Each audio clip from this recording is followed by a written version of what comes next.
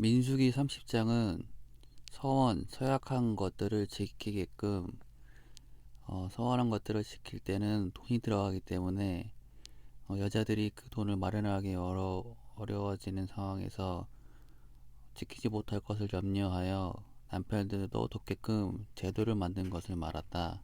즉, 이 제도는 여자를 돕기 위한 제도이고 오히려 그 서약을 지키게끔 하는 데 있어서 남자들이 그 위에 있거나 그런 것이 아니다.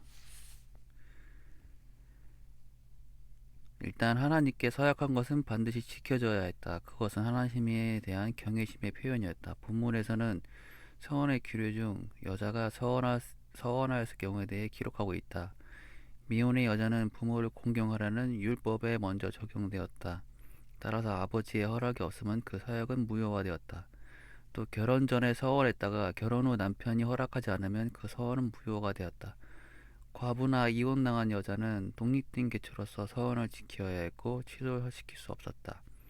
그러나 남편이 있으면 취소시킬 수 있었다. 남편이 아내의 서원을 듣고도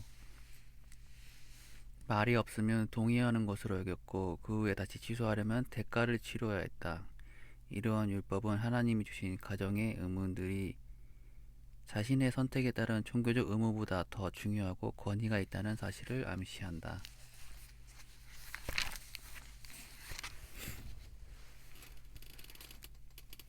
민수기 30장 여호와께 서원한 것. 모세가 이스라엘 자손 지파의 수령들에게 말하여 이르되 여호와의 명령이 이러하니라. 사람이 여호와께 서원하였거나 결심하고 서약하였으면 깨뜨리지 말고 그가 입으로 말한 대로 다 이행할 것이니라. 또 여자가 만일 어려서 그 아버지 집에 있을 때 여호와께 서원한 일이나 스스로 결심하려고 한 일이 있다고 하자.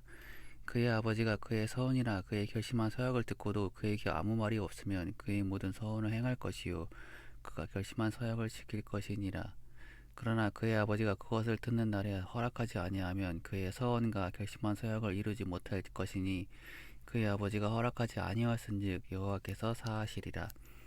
또 남편이 맞을 때에 서원이나 결심한 서약을 경솔하게 그의 입술로 말하였으면 그의 남편이 그것을 듣고 그것을 듣는 날에 그에게 아무 말이 없으면 그 서원을 이행할 것이요 그가 결심한 서약을 지킬 것이니라.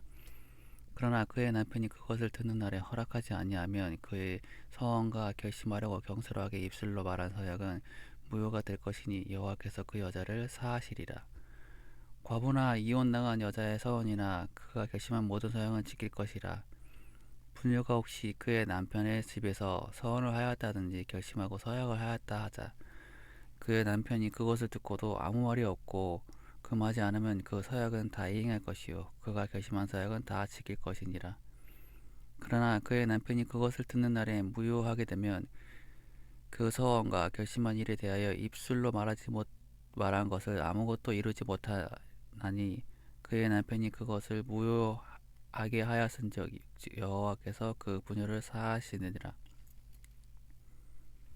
모든 서원과 마음을 차지하기로 한 모든 서약은 그의 남편이 그것을 지키게도 할 수 있고 무효하게도 할 수 있으니 그의 남편이 여러 날이 지나도록 말이 없으면 아내의 서원과 스스로 결심한 일을 지키게 하는 것이니 이는 그가 그것을 들을 때 그의 아내에게 아무 말도 아니하였으므로 지키게 됨이니라.